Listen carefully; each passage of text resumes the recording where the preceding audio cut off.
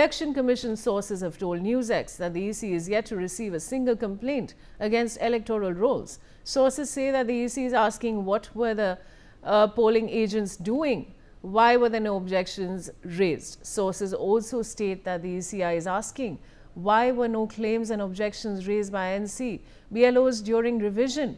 Sources to NewsX have revealed that the ECI stated that house number 0 is also where Panchayat and municipalities haven't given house numbers after Rahul Gandhi's claims. And I have my, of course, we have Rakesh Singh, the managing editor, Input, joining me of NewsX, of course. And Mr. Singh, I'd like to begin by your comments that we're bringing on the story that we're bringing to our viewers.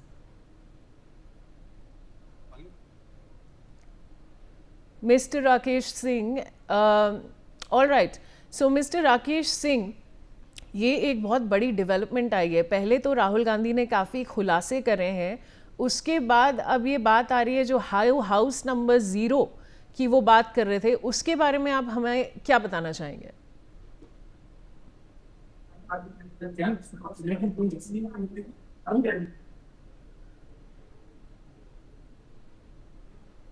All right, viewers, we'll try and reconnect with the managing editor of Input at NewsX, Rakesh Singh.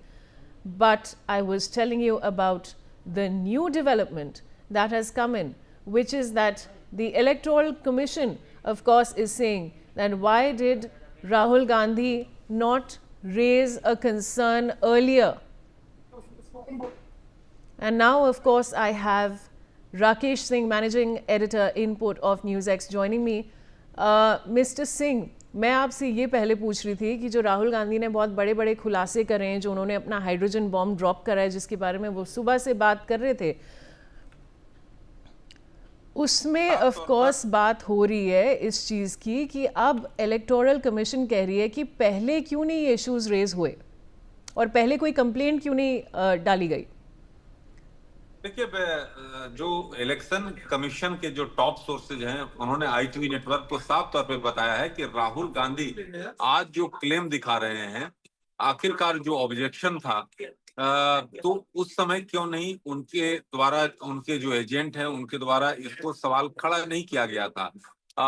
It is ये साफ तौर पर है, कहा गया है कि जिस तरह से राहुल गांधी जो हैं जो बातें रख रहे हैं, वो कहीं ना कहीं तोड़ मरोड़ कर इस चीज को पेश किया जा रहा है. उनके द्वारा जो इलेक्शन कमीशन के टॉप सोर्सेज हैं, उन्होंने एक वीडियो भी शेयर किया है ITV नेटवर्क के साथ, जिसमें उन्होंने साफ तौर पे कहा है कि राहुल गांधी जो वीडियो के एक कुछ टुकड़े हैं उसको दिखाया जा रहा है, जबकि फुल वीडियो को दिखाया जाना चाहिए. और वो फुल वीडियो उन्होंने जो कि ज्ञानेश कुमार हैं, जो कि CSE हैं, उनका वीडियो है, और उसका उनके द्वारा रिक्वेस्ट किया गया है कि इसको जो है NewsX पर दिखाया जाए, जो कि हम अपने दर्शकों को दिखाएंगे.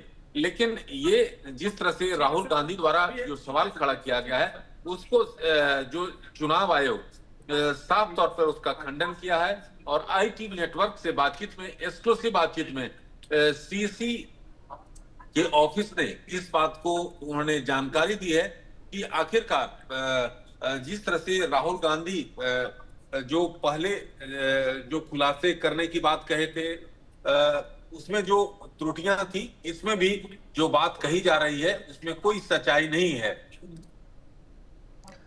राकेश, अब राहुल गांधी ने तो ये भी कहा है इस प्रेस कॉन्फ्रेंस में कि आगे जाके जब इलेक्शंस के रिजल्ट्स आएंगे तो उसके बाद वो और खुलासे करने वाले हैं. उसके बारे में आपके पास क्या जानकारी है? देखिए, साफ तौर पर CSE के ऑफिस ने यह बताया है कि 0 appeals against electoral rolls, only 22 election petition currently pending in High Court against 90 assembly seats. What were the polling agents of Indian National Congress doing in the polling stations? They are supposed to object if the electorate has already voted or if the polling agents doubt the identity of the elector. Are Rahul Gandhi supporting SIR, which removes duplicate date and shifted voters along with verification of citizenship, or he is opposing? Why were no claims and objection raised by Indian National Congress, BLA, during revision to avoid multiple names? Why were no appeals filed by Indian National Congress, BLA, during revision to avoid multiple names?